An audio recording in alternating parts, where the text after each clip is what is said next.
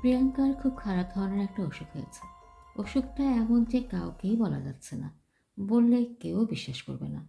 কিংবা বিশ্বাস করার ভান করে আড়ালে হাসাহাসি করবে। একজনকে অবশ্যই বলা যায়, জাভেদকে। জাভেদ তার স্বামী। স্বামীর কাছে কিছুই গোপন থাকা উচিত নয়। অসুখ-বিসুখের খবর সবার আগে স্বামীকেই বলা দরকার। কিন্তু মুশকিল হচ্ছে, জাভেদের সঙ্গে প্রিয়াঙ্কার পরিচয় এখনও তেমন গাঢ় হয়নি। হবার কথাও নয়। তাদের বিয়ে হয়েছে ২১ দিন আগে। এখনও প্রিয়াঙ্কার তুমি বলাই রপ্ত হয়নি। মুখ ফসকে আপনি বলে ফেলে। এরকম গম্ভীর বয়স্ক একজন মানুষকে তুমি বলাও অবশ্যই খুব সহজ নয়। মুখে কেমন বাতো বাতো ঠেকে। প্রিয়াঙ্কা চেষ্টা করে আপনি তুমি কোনোটাই না বলে চালাতে। যেমন, তুমি চা খাবে? না বলে সে বলে, চা দেবো? এইভাবে দীর্ঘ আলাপ চালানো যায় না। তার চেয়েও বড় কথা, মানুষটা খুবই বুদ্ধিমান। ভাব পাচ্ছে কিছুক্ষণ কথা বলার পরে সে হাসি মুখে বলে, তুমি বলতে কষ্ট হচ্ছে, তাই না? তুমি বলতে কষ্ট হওয়াটা দোষের কিছু না। প্রিয়াঙ্কার বয়স মাত্র ১৭। তাও পুরোপুরি ১৭ হয়নি। জুন মাসে হবে। এখনো ২ মাস বাকি। আর ওই মানুষটার বয়স খুব কম ধরলেও ৩০। তার বয়স প্রায় দ্বিগুণ। সারাক্ষণ গম্ভীর থাকে বলে বয়স আরও বেশি দেখায়। বরের বয়স বেশি বলে প্রিয়াঙ্কার মনে কোনো ক্ষোভ নেই। বরদের চ্যাংড়া দেখালে ভালো লাগে না। তাছাড়া মানুষটা অত্যন্ত ভালো। ভালো এবং বুদ্ধিমান। কম বয়সী বোকা বরের চেয়ে বুদ্ধিমান বয়স্ক বর ভালো। বিয়ের রাতে নানা কিছু ভেবে প্রিয়াঙ্কা আতঙ্কে অস্থির হয়েছিল। ধকধক করে বুক কাঁপছিল। কপাল রীতিমতো ঘামছিল। মানুষটা সঙ্গে সঙ্গে তা বুঝে ফেলেছিল। কাছে এসে ভারী গলায় বলল, ভয় করছে? ভয়ের কি আছে বলো তো? প্রিয়াঙ্কার বুকের ধকধকানি আরও বেড়ে গেল। সে হ্যাঁ না কিছুই বলল না। একবার মনে হলো সে অজ্ঞান হয়ে যাচ্ছে। মানুষটা তখন নরম গলায় বলল, ভয়ের কিছু নেই, ঘুমিয়ে পড়ো। বলেই প্রিয়াঙ্কার গায়ে চাদর টেনে দিল। তাঁর গলার স্বরে কিছু একটা ছিল। প্রিয়াঙ্কার ভয় পুরোপুরি কেটে গেল এবং প্রায় সঙ্গে সঙ্গেই ঘুমিয়ে পড়ল। অনেক রাতে একবার ঘুম ভেঙে দেখে লোকটি অন্য পাশ ফিরে ঘুমোচ্ছে। খানিকক্ষণ জেগে থেকে প্রিয়াঙ্কা আবার ঘুমিয়ে পড়ল। ঘুম ভাঙল অনেক বেলায়। লোকটি তখন পাশে নেই। একটা মানুষকে চেনার জন্য ২১ দিন খুব দীর্ঘ সময় নয়। তবুও প্রিয়াঙ্কার ধারণা, মানুষটা ভালো, বেশ ভালো। এরকম একজন মানুষকে তার অসুখের কথাটা অবশ্যই বলা যায়। কিন্তু মুশকিল হচ্ছে, অসুখটার সঙ্গে এই মানুষটারই সম্পর্ক আছে। এ কারণেই তাকে বলা যাবে না। কিন্তু কাউকে তো বলা দরকার। খুব তাড়াতাড়ি বলা দরকার। নয়তো সে পাগল হয়ে যাবে। কিছুটা পাগল সে বোধহয় হয়েই গিয়েছে। সারাক্ষণ অস্থির লাগে। সন্ধ্যা মেলাবার পর শরীর কাঁপতে থাকে। তৃষ্ণায় বুক শুকিয়ে কাঠ হয়ে থাকে। গ্লাসের পর গ্লাস পানি খেলেও তৃষ্ণা মেটে না। সামান্য শব্দে ভয়ঙ্কর চমকে ওঠে। সেদিন বাতাসে জানালার কপাট নড়ে উঠল। সঙ্গে সঙ্গে ভয়ে অস্থির হয়ে গোঙানির মতো শব্দ করল প্রিয়াঙ্কা। হাতের চায়ের কাপ থেকে সবটা চা ছলকে পড়ল শাড়িতে। ভাগ্যিস আশেপাশে কেউ ছিল না। কেউ থাকলে নিশ্চয়ই খুব অবাক হতো। প্রিয়াঙ্কার ছোট মামা যেমন অবাক হলেন। তিনি প্রিয়াঙ্কাকে দেখতে এসেছিলেন। তার দিকে তাকিয়ে বিস্মিত গলায় বললেন, তোর কি হয়েছে রে? প্রিয়াঙ্কা হালকা গলায় বলল, কিছু হয়নি তো। তুমি কেমন আছো মামা? আমার কথা বাদ দে। তোকে এমন লাগছে কেন? কেমন লাগছে? চোখের নিচে কালি পড়েছে, মুখ শুকনো। কি ব্যাপার? কোনো ব্যাপার না মামা। গাল টাল ভেঙে কি অবস্থা? তুই কথাও তো কেমন অন্যরকমভাবে বলছি। কীরকমভাবে বলছি? মনে হচ্ছে তোর গলাটা ভাঙা। ঠান্ডা লেগেছে মামা। প্রিয়াঙ্কা কয়েকবার কাশল। মামাকে বোঝাতে চাইল যে তার সত্যি সত্যিই কাশি হয়েছে, অন্য কিছু না। মামা আরও গম্ভীর হয়ে গেলেন। শীতল গলায় বললেন, আর কিছু না তো? না। ঠিক করে বল। ঠিক করেই বলছি। প্রিয়াঙ্কার কথায় তার মামা খুব আশ্বস্ত হলেন বলে মনে হলো না। সারাক্ষণ গম্ভীর হয়ে রইলেন। চায়ের কাপে দুটো চুমুক দিয়ে রেখে দিলেন। যাই রে মা বলেই কোনো দিকে না তাকিয়ে হনহন করে চলে গেলেন। মামা চলে যাবার ১ ঘণ্টার ভেতরই মামি এসে হাজির। বোঝাই যাচ্ছে মামা পাঠিয়ে দিয়েছেন। মামি প্রিয়াঙ্কাকে দেখে আঁতকে উঠলেন। প্রায় চেঁচিয়েই বললেন, ১ সপ্তাহ আগে তোকে কি দেখেছি আর এখন কি দেখছি? কি ব্যাপার? তুই খোলাখুলি বলতো, কি সমস্যা? প্রিয়াঙ্কা শুকনো হাসি এসে বলল, কোনো সমস্যা না। মামি কঠিন গলায় বললেন, তুই বলতে না চাইলে আমি কিন্তু জামাইকে জিজ্ঞেস করব। জামাই আসবে কখন? ও আসবে রাত ৮টার দিকে। ওকে কিছু জিজ্ঞেস করতে হবে না মামি, আমিই বলছি। বল, কিচ্ছু লুকোবি না। প্রিয়াঙ্কা প্রায় ফিসফিস করে বলল, আমি ভয় পাই মামি। কিসের ভয়? কি যেন দেখি। কি দেখিস? নিজেও জানি না কি দেখি। ভাষা ভাষা কথা বলবি না, পরিষ্কার করে বল কি দেখিস। প্রিয়াঙ্কা এক পর্যায়ে ফুঁপিয়ে কেঁদে উঠে বলল, মামি আমি বোধহয় পাগল হয়ে গেছে, আমি কি সব যেন দেখি। সে কি দেখে তা তিনি অনেক প্রশ্ন করেও বের করতে পারলেন না। প্রিয়াঙ্কা অন্য সব প্রশ্নের জবাব দেয়, কিন্তু কি দেখে তা বলে না, এড়িয়ে যায় বা কাঁদতে শুরু করে। তোর কি বর পছন্দ হয়েছে? হ্যাঁ। সে কি তোকে ভয় টয় দেখায়? কি যে তুমি বলো মামি, আমাকে ভয় দেখাবে কেন? রাতে কি তোরা একসঙ্গে ঘুমাস? প্রিয়াঙ্কা লজ্জায় বেগুনি হয়ে গিয়ে বলল, হ্যাঁ। সে কি তোকে অনেক রাত পর্যন্ত জাগিয়ে রাখে? কী সব প্রশ্ন তুমি করো মামি? আমি যা বলছি তা জবাব দে। না, জাগিয়ে রাখে না। মামি অনেকক্ষণ থাকলেন। প্রিয়াঙ্কাদের ফ্ল্যাটে ঘুরে ঘুরে দেখলেন। কাজের মেয়ে এবং কাজের ছেলেটির সঙ্গে কথা বললেন। কাজের মেয়েটির নাম মরিয়ম, দেশ খুলনা। ঘরের যাবতীয় কাজ সেই করে। কাজের ছেলেটির নাম জিতু মিয়া, তার বয়স ৯-১০।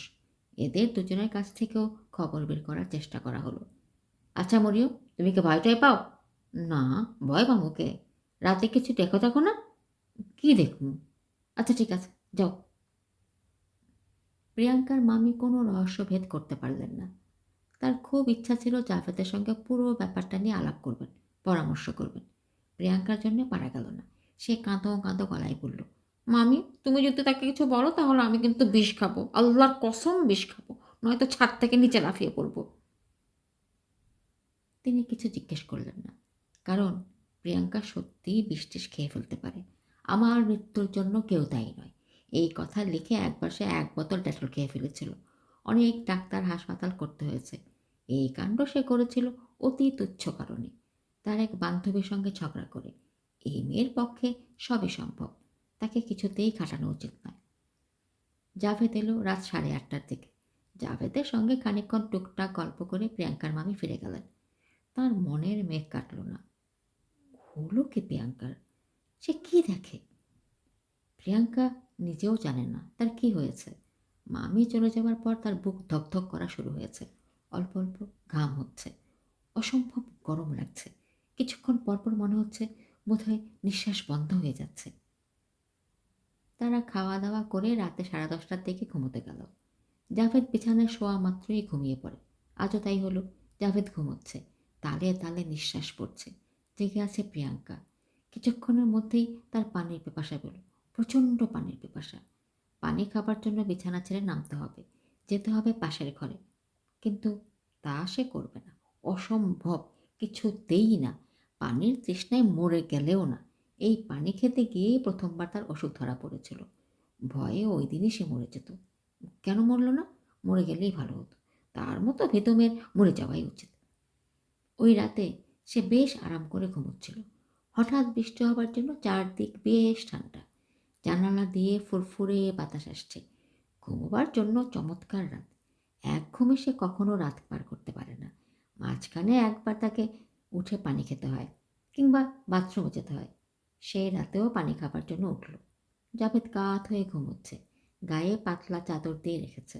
অদ্ভুত অভ্যাস মানুষটার, যত গরমই পড়ুক গায়ে চাদর দিয়ে রাখবে। প্রিয়াঙ্কা খুব সাবধানে গায়ের চাদর সরিয়ে দিল। আহা, আরাম করে ঘুমুক, কেমন ঘেমে গেছে। স্বামীকে ডিঙিয়ে বিছানা থেকে নামল। স্বামী ডিঙিয়ে ওঠানামা করা ঠিক হচ্ছে না, হয়তো পাপ হচ্ছে, কিন্তু উপায় কি? প্রিয়াঙ্কা ঘুমায় দেয়ালের দিকে। খাট থেকে নামতে হলে স্বামীকে ডিঙাতেই হবে। তাদের শোবার ঘর অন্ধকার, তবে পাশের ঘরে বাতি জ্বলছে। এই একটা বাতি সারা রাতই জ্বলে। ঘরটা জাভেদের লাইব্রেরি ঘর। এই ঘরেই জাভেদ পরীক্ষার খাতা দেখে, পড়াশোনা করে। ঘরে আসবাবপত্র তেমন কিছু নেই। একটা বুকশেলফে কিছু বই, পুরনো ম্যাগাজিন। একটা বড় টেবিলের উপর রাজ্যের পরীক্ষার খাতা, একটা ইজি চেয়ার। ইজি চেয়ারের পাশে সাইড টেবিলে টেবিল ল্যাম্প। দরজার ফাঁক দিয়ে স্টাডি রুমের আলোর কিছুটা প্রিয়াঙ্কাতে শোবার ঘরেও আসছে, তবুও ঘরটা অন্ধকার। স্যান্ডেল খুঁজে বের করতে অনেকক্ষণ মেঝে হাতড়াতে হলো। স্যান্ডেল পায়ে পড়া মাত্র পাশের ঘরে কিসের জন্য একটা শব্দ হলো। ভারী অথচ মৃদু গলায় কে একজন কাশল। ইজি চেয়ার টেনে সরালো। নিশ্চয়ই মনের ভুল। তবুও প্রিয়াঙ্কা আরও কিছুক্ষণ অপেক্ষা করল। না, আর কোনো শব্দ নেই। শুধু সদর রাস্তা দিয়ে দ্রুত বেগে ট্রাক আসা যাওয়া করছে। তাহলে একটু আগে পাশের ঘরে কে শব্দ করছিল? অবিকল নিঃশ্বাস নেবার শব্দ। প্রিয়াঙ্কার দরজা ঠেলে পাশের ঘরে ঢুকেই জমে পাথর হয়ে গেল। ইজি চেয়ারে জাভেদ বসে আছে, হাতে বই। জাভেদ বই থেকে মুখ তুলে তাকালো, নরম গলায় বলল, কিছু বলবে? কতটা সময় পার হয়েছে? 1 সেকেন্ডের 100 ভাগের 1 ভাগ, না অনন্তকাল? প্রিয়াঙ্কা জানে না। সে শুধু জানে যে সে ছুটে চলে এসেছে সবার ঘরে, ঝাঁপিয়ে পড়েছে বিছানায়। তার সমস্ত শরীর কাঁপছে। সে কি অজ্ঞান হয়ে যাচ্ছে? নিশ্চয়ই অজ্ঞান হয়ে যাচ্ছে। ঘর তুলছে। চারদিকের বাতাস অসম্ভব ভারী ও উষ্ণ। জাভেদ জেগে উঠেছে। সে বিছানায় পাশ ফিরতে ফিরতে বলল, কি? প্রিয়াঙ্কা বলল, কিছু না। জাভেদ ঘুম জড়ানো স্বরে বলল, ঘুমাও, জেগে আছো কেন? বলতে বলতেই ঘুমে জাভেদ এলিয়ে পড়ল। জাভেদকে জড়িয়ে ধরে সারা রাত জেগে রইল প্রিয়াঙ্কা। একটি দীর্ঘ ও ভয়াবহ রাত। স্বামীকে জড়িয়ে ধরে প্রিয়াঙ্কা শুয়ে আছে। তার সমস্ত ইন্দ্রিয় পাশের ঘরে। সে স্পষ্টই শুনছে ছোটখাটো শব্দ আসছে পাশের ঘর থেকে। নিঃশ্বাস ফেলার শব্দ, বইয়ের পাতা উল্টাবার শব্দ, ইজি চেয়ার থেকে উঠে দাঁড়ালে যেমন ক্যাঁচ ক্যাঁচ শব্দ হয় সেরকম শব্দ, গলার শ্লেষ্মা পরিষ্কার করা শব্দ। শেষ রাতের দিকে শোনা গেল বারান্দায় পায়চারির শব্দ। কে একজন বারান্দার এ মাথা থেকে ও মাথায় যাচ্ছে, আবার ফিরে আসছে। এসব কি কল্পনা? নিশ্চয়ই কল্পনা। রাস্তা দিয়ে ট্রাক যাওয়ার শব্দ ছাড়া আর কোনো শব্দ আসছে না। ফজরের আজানের পর প্রিয়াঙ্কার চোখ ঘুমে জড়িয়ে এলো। ঘুম ভাঙল বেলা 9:30টায়। ঘরের ভেতর রোদ ঝলমল করছে। জাভেদ চলে গেছে কলেজে। মরিয়ম জিতু মিয়ার সঙ্গে তারস্বরে ঝগড়া করছে। প্রিয়াঙ্কার সব ভয় কর্পূরের মতো উপে গেল। রাতে যে সে অসম্ভব ভয় পেয়েছিল এটা ভেবে এখন নিজেরই কেমন হাসি পাচ্ছে। সে স্বপ্ন দেখেছিল। স্বপ্ন ছাড়া আর কিছুই না। মানুষ কত রকম দুঃস্বপ্ন দেখে, এও এক দুঃস্বপ্ন। এর বেশি কিছু না। মানুষ তো এর চেয়ে ভয়াবহ দুঃস্বপ্ন দেখে। সে নিজেই কতবার দেখেছে। একবার স্বপ্ন দেখেছিল সম্পূর্ণ নগ্ন গায়ে বাসে করে কোথায় যেন যাচ্ছে। ছি ছি, কি ভয়ঙ্কর স্বপ্ন। প্রিয়াঙ্কা বিছানা থেকে নামতে নামতে ডাকলো, মরিয়ম, যে আম্মা? ঝগড়া করছো কেন মরিয়ম? যেহেতু কাছের জগটা ভাঙ্গা ফেলছে আম্মা। চিৎকার করলে তো জগ ঠিক হবে না, চিৎকার করবে না। জিনিসের ওপর কোনো মায়া নাই, মহাব্বত নাই। ঠিক আছে, তুমি চুপ করো। তোমার স্যারকে চলে গেছেন? যে বাজার করে দিয়ে গেছেন? যে কখন আসবেন কিছু বলে গেছেন? দুপুরে খাইতে আসবেন। আচ্ছা যাও, তুমি আমার জন্য খুব ভালো করে 1 কাপ চা বানিয়ে আনো তো দেখি। নাস্তা খাইবেন আম্মা? না, তোমার স্যার নাস্তা করেছে? যে মরিয়ম চা আনতে গেল। প্রিয়াঙ্কা মুখ ধুয়ে চায়ের কাপ নিয়ে বসলো। এখন তার করার কিছু নেই। দুজন মানুষের সংসার, কাজ তেমন কিছুই থাকে না। এই সংসারে কাজকর্ম যা আছে সব মরিয়মই দেখে, এবং খুব ভালো মতোই দেখে। চুপচাপ বসে থাকা ছাড়া প্রিয়াঙ্কার কোনো কাজ নেই। এই ফ্ল্যাটে অনেক গল্পের বই আছে। গল্পের বই পড়তে প্রিয়াঙ্কার ভালো লাগে না। ইউনিভার্সিটির ভর্তি পরীক্ষার জন্য পড়াশোনা করা দরকার, পড়তেও ভালো লাগে না। কারণ প্রিয়াঙ্কা জানে পড়ে লাভ হবে না, সে পাশ করতে পারবে না। কোনো একটা কলেজে তাকে বিয়ে পড়তেই হবে। কে জানে, হয়তো জাভেদের কলেজেই। যদি তাই হয় তাহলে জাভেদকে তাকে পড়াবে। ক্লাসে তাকে কি ডাকবে? স্যার? চায়ের কাপ নিয়ে বারান্দায় এসে দাঁড়াতেই মরিয়ম তাকে একটা চিঠি দিল। কিসের চিঠি মরিয়ম? স্যার দিয়া গেছে। চিঠি না, চিরকুট। জাভেদ লিখেছে, প্রিয়াঙ্কা, তোমার গাটা গরম মনে হলো, তৈরি হয়ে থেকো। আমি দুপুরে তোমাকে একজন ডাক্তারের কাছে নিয়ে যাব। প্রিয়াঙ্কার মনটা হঠাৎ ভালো হয়ে গেল। মানুষটা ভালো, হৃদয়বান এবং বুদ্ধিমান। স্বামীদের কত রকম অন্যায় দাবি থাকে, তার তেমন কিছু নেই। অন্যদের দিকেও খুব তীক্ষ্ণ দৃষ্টি। প্রিয়াঙ্কা কেন, আজ যদি জিতু মিয়ার জ্বর হয় তাকেও সে সঙ্গে সঙ্গে ডাক্তারের কাছে নিয়ে যাবে। জাভেদ এমন একজন স্বামী যার উপর ভরসা করা যায়। যে যাই বলুক, এই মানুষটাকে স্বামী হিসেবে পেয়ে তার খুব লাভ হয়েছে। জাভেদের আগে একবার বিয়ে হয়েছে, সেটা নিশ্চয়ই অপরাধ নয়। বেচারার স্ত্রী মারা গেছে বিয়ের 8 মাসের মাথায়। স্ত্রীর মৃত্যুর সঙ্গে সঙ্গে সে বিয়ে করার জন্যও অস্থির হয়ে পড়েনি। ২ বছর অপেক্ষা করেছে। মামা মামি যে তাকে দোজবর একটা ছেলের সঙ্গে বিয়ে দিয়েছেন, এই নিয়েও প্রিয়াঙ্কার মনে কোনো ক্ষোভ নেই। মামা দরিদ্র মানুষ, তিনি আর কত করবেন? যথেষ্টই তো করেছেন। মামি নিজের গয়না ভেঙে তাকে গয়না করে দিয়েছেন। কজন মানুষ এরকম করে? ৮-৯টা নতুন শাড়ি কিনে দিয়েছেন। এর মধ্যে একটা শাড়ি আছে ১২০০ টাকা দামের। জাভেদার আগের স্ত্রী অনেক শাড়ি এই ঘরে রয়ে গেছে। ওই মেয়েটির শাড়ির দিকে তাকালেই মনে হয় খুব শৌখিন মেয়ে ছিল। ড্রেসিং টেবিল ভর্তি সাজগোজের জিনিস, কিছুই ফেলে দেওয়া হয়নি। বসার ঘরে মেয়েটির বড় একটি বাঁধানো ছবি আছে, খুব সুন্দর মুখ, তাকিয়ে থাকতে ইচ্ছা করে। এই ডাক্তার জাভেদের বন্ধু, কাজেই ডাক্তার অনেক আজেবাজে রসিকতা করল। যেমন হাসি মুখে বলল, ভাবিকে এমন শুকনো দেখাচ্ছে কেন? সংসারে নতুন কেউ আসছে নাকি? হা হা হা হা। বুদ্ধিমান হয়ে ঠিক কাজটি করে ফেলেননি তো? ২ সপ্তাহ হয়নি যার বিয়ে হয়েছে তার সঙ্গে কি এরকম রসিকতা করা যায়? রাগে প্রিয়াঙ্কার গা জ্বলতে লাগলো।